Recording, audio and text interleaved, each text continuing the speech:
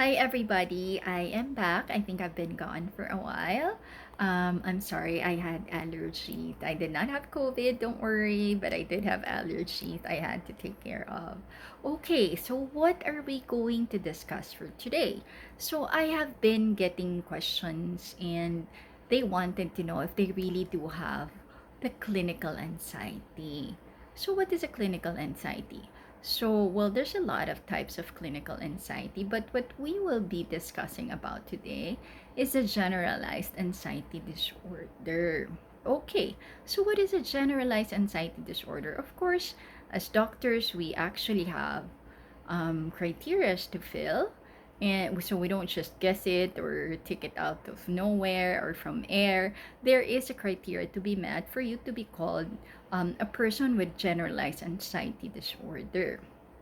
So one of that, of course, you have to be worried all the time, or the worry is disproportionate to what you're supposed to be worrying about. And even you is aware that, okay, why am I that worried? Or why am I worried over this when I know I shouldn't be?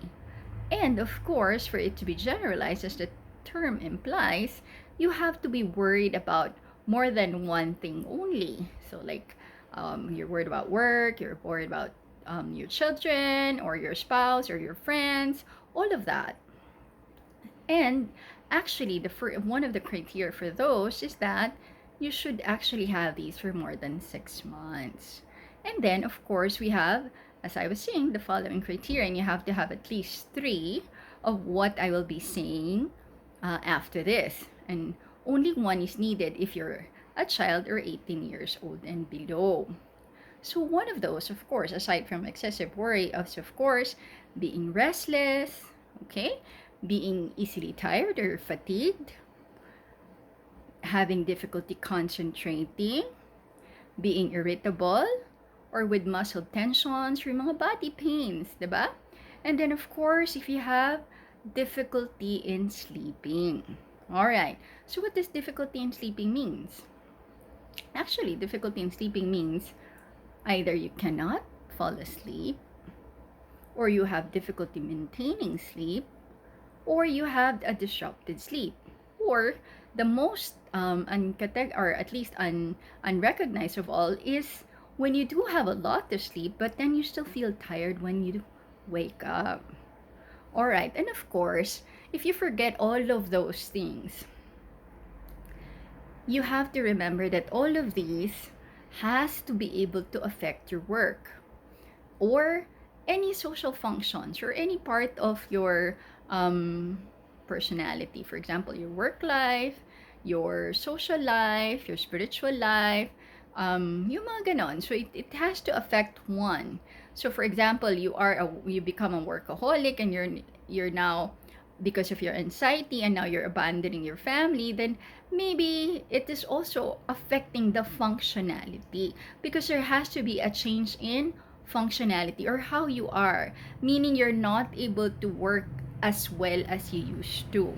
That somehow, even if you're able to work, then a family is affected, or even if you're able to be with family, then work is affected or studying is affected. So when something is already affected and you're not doing well, then maybe you do have that disorder. However, I guess another thing that we have to consider is, Doctora, when do I know if this is normal, considering the condition of the pandemic and all of that? Okay, there is what we call a normal anxiety.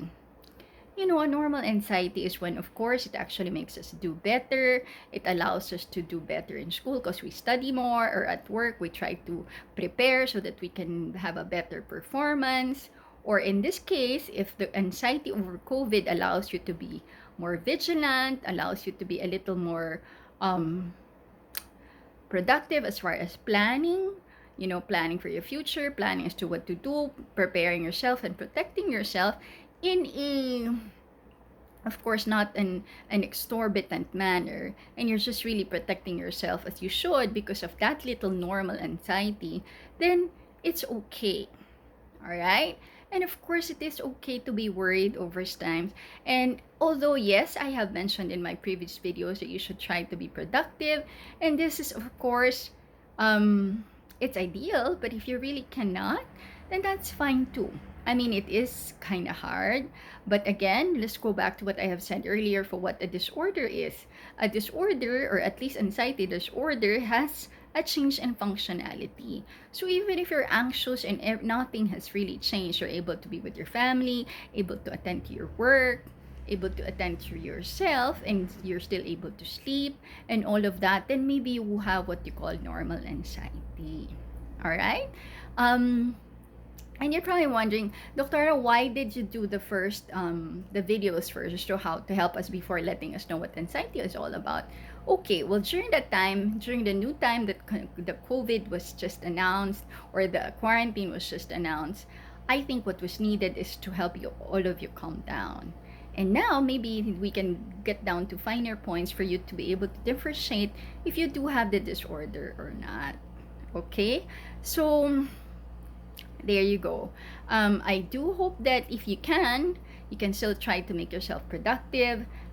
As again, as I've said, arm yourself with facts and then shut off the TV so that you don't get any more anxious than what you're supposed to, or at least your social media. And then at least try to occupy your minds with better things. But those, and if you really can't do that anymore, and then you're already starting to have panic attacks, like what are panic attacks? These are palpitations, sweating, headaches, extreme headaches. You feel like something is wrong is gonna happen to you, and you need to be brought to the ER. And then when they bring you to the ER, then there's nothing wrong that they can find. Then maybe you are then suffering for panic attacks. Now, you can have the generalized anxiety disorder, as I have mentioned earlier, with what we call a panic attack. When you're worried about so many things, but you do know what you're worried about and what causes, or at least what triggers it, and then you eventually have all those symptoms, and maybe you are having panic attacks, and maybe it is time for you to seek help from your doctor or your psychiatrist. All right? Okay. So I hope I was able to help you out today. And if you have anything that you want me to discuss or you want to ask about, please make your comment below. And if you can subscribe, please do. And I hope you have a good day. Again, think good thoughts as much as possible. All right? Try to write down all your wish list. And I hope you learn, and we will learn through this COVID pandemic together. All right, you take care. Good night.